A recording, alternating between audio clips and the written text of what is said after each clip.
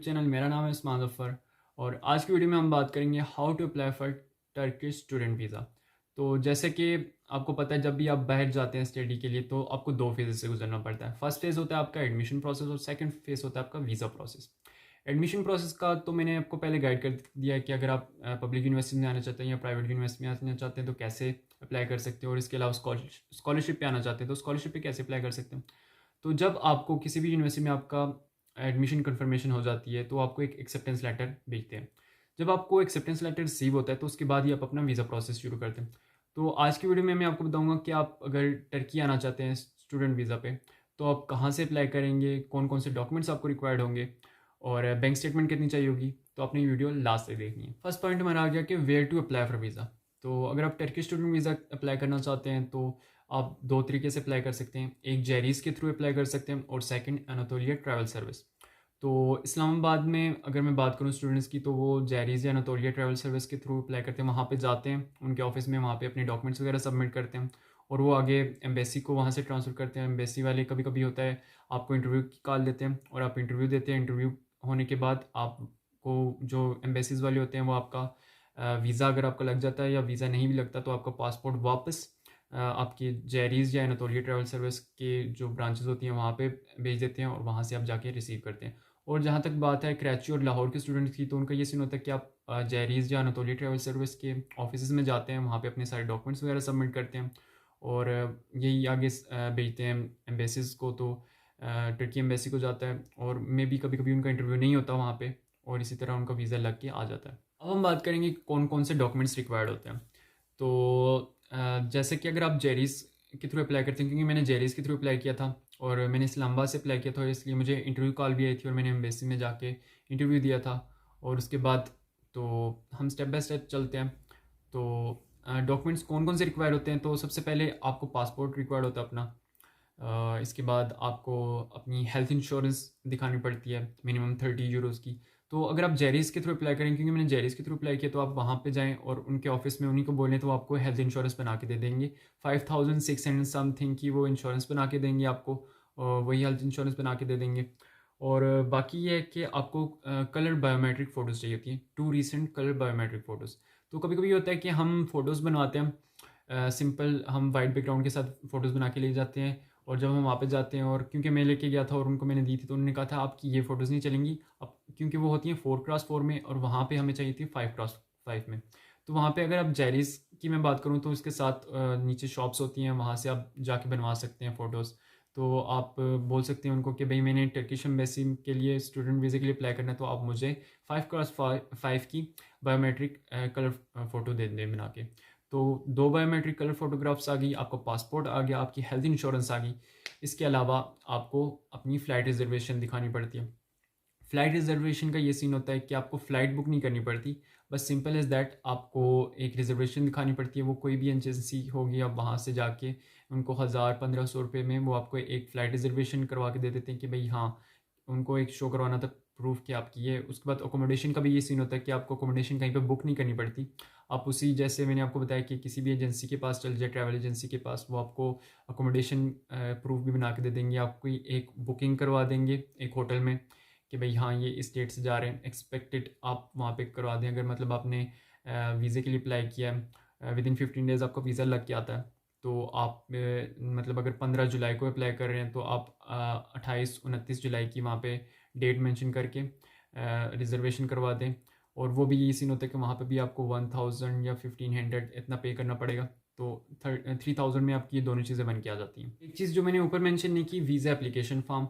तो visa application form का ये सीन होता है कि अगर आप जेरिस के थ्रू अप्लाई कर रहे हैं, तो मैंने जेरिस के थ्रू अप्लाई किया था, तो वहाँ पे मैंने जाके सारे अपने डॉक्यूमेंट्स वगैरह दिए थे। तो जो वीज़ा एप्लीकेशन फॉर्म था वो खुद ही फिल करते हैं, क्योंकि ये जो जेरीज़ है ये मतलब आपकी फ़ाइल रेडी करता है, ठीक है। तो आपको बस इनको डॉक्यूमेंट्स देने पड़ते हैं, ये आपकी फ़ाइल सारी रेडी करके आगे एम्बेसी को ट्रांसफ़र करता है। तो वीज़ा एप्लीकेशन फॉर्म आपको खुद नहीं फिल करना पड़ता, बस ये होता है कि आपको अपने जो सारे डॉक्यूमेंट्स हैं वो उनको जाके सबमिट करने पड़ते हैं। तो वीज़ा एप्लीकेशन फॉर्म आप फिल नहीं करते। जब आप वहाँ उनके ऑफिस में जाते हैं तो आपको एक फॉर्म देते हैं जिसमें कुछ क्वेश्चन होते हैं टर्की के बारे में कि आप टर्की में पहले कभी आए हैं या आपने इससे पहले स्टूडेंट वीज़ा के लिए अप्लाई किया है, और टर्की क्यों आना चाहते हैं, और इसके अलावा आप इस यूनिवर्सिटी में क्यों आना चाहते हैं। और ये कुछ बेसिक से क्वेश्चन होते हैं जो उस फॉर्म फिल करके आप उनको देते हैं। बाकी एप्लीकेशन फॉर्म वो खुद फिल करते हैं और आप उनको फ़ीस देते हैं। वीज़ा फ़ीस मतलब 18,000 ऑलमोस्ट आप उनको देते हैं, जिसमें से 8,000 एम्बेसीज़ की वीज़ा फ़ी होती है और 10,000 की कमीशन होती है, क्योंकि वो आपकी फ़ाइल बनाते हैं और सारी चीज़ें आपका मतलब प्रोसेस करते हैं, आपका आगे पासपोर्ट वगैरह भेजते हैं और जब वीज़ा वगैरह लग के आ जाता है तो वो पासपोर्ट वो ही खुद लाते हैं। तो मतलब सिंपल सी बात ये है कि सारा काम जो होता है वो जेरीज़ कर रहा होता है, तो इसलिए उनकी इतनी कमीशन होती है और 18,000 वीज़ा फ़ी होती है। तो बाकी हम इसके बाद बात करें तो एक्सेप्टेंस लेटर चाहिए होता है आपको, यूनिवर्सिटी जो आपको ऑफ़र करती है, जो एडमिशन कन्फर्मेशन होता है आपका। इसके अलावा आपका बैंक स्टेटमेंट में काफ़ी लोग होते हैं कि यार हमें कितनी बैंक स्टेटमेंट रखनी चाहिए। तो आपका जो मंथली एनुअली जो आपका एक्सपेंस होता है, मतलब आपकी यूनिवर्सिटी की फ़ी अगर हम कर लें 2 लाख आपकी एक यूनिवर्सिटी की फ़ी है एनुअली, आपका 1.5 लाख आपका एनुअली एक्सपेंस है वहाँ पे। तो आप उस हिसाब से इतना तकरीबन मैं हमेशा स्टूडेंट्स को बोलता हूँ कि वो 7 से 10 लाख की बैंक स्टेटमेंट शो कर दें। और आप अपनी ये नहीं कि आप बैंक स्टेटमेंट जब भी बना रहे हो तो ये करें कि लास्ट मोमेंट पे आप 7 से 8 लाख एक ही बार डंप कर दें, तो ऐसा नहीं करना चाहिए। आप 2 लाख पर मंथ इस तरह जमा करते जाएं और आखिरी 4 से 5 महीने में आप अपने रिश्तेदार से, अपने इसी तरह रिलेटिव से, किन्हीं से लेके अपने बैंक में डाल लिया करें और थोड़ी ट्रांजेक्शन वगैरह कर लिया करें। तो ये एक अच्छा रहता है, बैंक स्टेटमेंट आपकी अच्छी बन जाती है। और इसके अलावा बैंक स्टेटमेंट में बैंक मेंटेनेंस सर्टिफिकेट आपको दिखाना पड़ता है। अगर आप अपने वाले साहब की बैंक स्टेटमेंट दे रहे हैं तो उनका बैंक मेंटेनेंस सर्टिफिकेट होगा जो बैंक आपको बना के देता है। सेकंड, आपको अपनी बैंक स्टेटमेंट जो बना के देनी है लास्ट 3 मंथ की आपको बैंक स्टेटमेंट देनी पड़ती है। और इसके अलावा होता है स्पॉन्सर लेटर, जिसको हम सिंपली एफिडेविट कहते हैं। मतलब जो भी आपको स्पॉन्सर कर रहा होता है, मतलब आपके अगर वालिद साहब आपकी स्पॉन्सर कर रहे हैं तो आप ये होता है कि आपको एक एफिडेविट बनाना पड़ता है और नोटरी से आपको उसको वहाँ से अटैच करवाना पड़ता है। बाकी मोफा से भी आप उसको अटैच करवाते हैं। इसके अलावा आपको चाहिए होता है कंसेंट लेटर।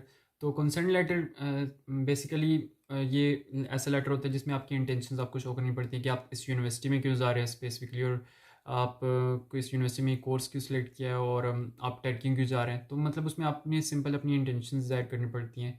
तो ये एक लेटर बना के आपको देना पड़ता है। और इसके अलावा आपको पोलियो वैक्सीनेशन सर्टिफिकेट चाहिए होता है, जो आप किसी भी अपने गवर्नमेंट हॉस्पिटल में जाके आप बना के 100 समथिंग इस तरह आप देते हैं और वो आपको पोलियो वैक्सीन, कभी कभी तो बस इसी तरह फ्री में भी बना के दे देते। तो ये पोलियो वैक्सीनेशन सर्टिफिकेट आपको चाहिए होता है। और FRC, फैमिली रजिस्ट्रेशन सर्टिफिकेट, ये आपको नादरा बना के देता है और 1000 इसकी चार्जेस होते हैं। तो 1000 में आपका फैमिली रजिस्ट्रेशन सर्टिफिकेट बन जाता है।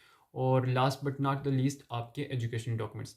तो आपके एजुकेशनल डॉक्यूमेंट्स होने चाहिए अटेस्टेड। कहाँ से अटेस्टेड होने चाहिए? सबसे पहले तो आपको IBCC टेस्ट करवाने पड़ते हैं।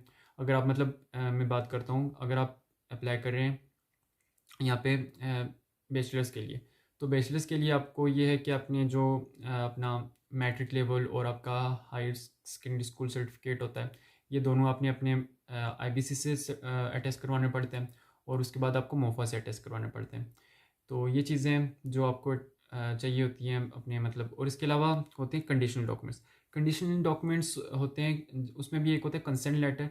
वो होता है अंडर 18 स्टूडेंट्स के लिए, मतलब अगर आपकी एज 18 साल से कम है तो वो आपके जो स्पॉन्सर हैं या आपके जो फैमिली वाले हैं पेरेंट्स, तो वो एक लेटर में मेंशन करते हैं कि भाई हम इस बच्चे को इजाज़त देते हैं कि ये बाहर जाके पढ़े, और मतलब वो इस बात से एग्री होते हैं कि आप बाहर जाके। तो वो अंडर 18 के लिए होता है और मोस्टली बच्चे अबव 18 होते हैं। लेकिन अगर आप अंडर 18 है तो आपको ये कंसेंट लेटर बनवाना पड़ता है और ये भी सिंपली आपको अटैच करवाना पड़ता है नोटरी से और मोफा से। और ये कुछ डॉक्यूमेंट्स हैं जो आपको चाहिए होते हैं जब आप अप्लाई करते हैं वीज़ा के लिए टर्किश एम्बेसी में। होपफुली आज की वीडियो से आपको पता चल गया होगा कि कौन कौन से डॉक्यूमेंट्स रिक्वायर्ड होते हैं और कहाँ से जाके अप्लाई करना है। और बाकी ये है कि जब आप अप्लाई कर रहे होते हैं तो ये होता है जेरिस के ऑफिस में जाके आप ये सब डॉक्यूमेंट्स अपने देंगे, उनको जमा करवाएंगे और विद इन 15 डेज़ आपको कॉल आएगी जेरिस के ऑफिस से और वो आपको बताएंगे कि आपको, अगर आप इस्लामाबाद से अप्लाई करें, कराची से ये होता है कि आपको विद इन 15 डेज़ आपको अपना वीज़ा मिल जाता है। इंटरव्यू के लिए नहीं बुलाते, लेकिन इस्लामाबाद में ये होता है कि आपको इंटरव्यू के लिए बुलाते हैं। तो विद इन 15 डेज़ आपको फिर कॉल आएगी जेरिस के ऑफिस से और आप जाएंगे टर्किश एम्बेसी में और आपने वहाँ जाके वीज़ा इंटरव्यू देना है। और वीज़ा इंटरव्यू के बाद after visa interview with in 15 working days मतलब सैटरडे संडे को निकाल के वर्किंग डेज़ जो होंगे उनमें आपका वीज़ा लग जाएगा। और फिर वही जेरिस के ऑफिस से आपको कॉल आएगी कि आके आप अपना पासपोर्ट कलेक्ट कर लें। उस टाइम आपको नहीं बताएंगे कि भाई आपका वीज़ा लगा है या नहीं लगा। आप वहाँ पे जाएंगे, अपना पासपोर्ट लेंगे और आप खोल के देखेंगे भाई वीज़ा लगा है कि नहीं लगा। तो इंशाल्लाह लगा होगा। तो ये सीन है, आप ऐसे अप्लाई करेंगे। तो अगर आपको आज की वीडियो से कुछ सीखने को मिला तो please hit that subscribe button. और आई सपोज आज के लिए इतना ही, तो I will catch you in the next video. Till the next time, अस्सलाम वालेकुम एंड पीस आउट।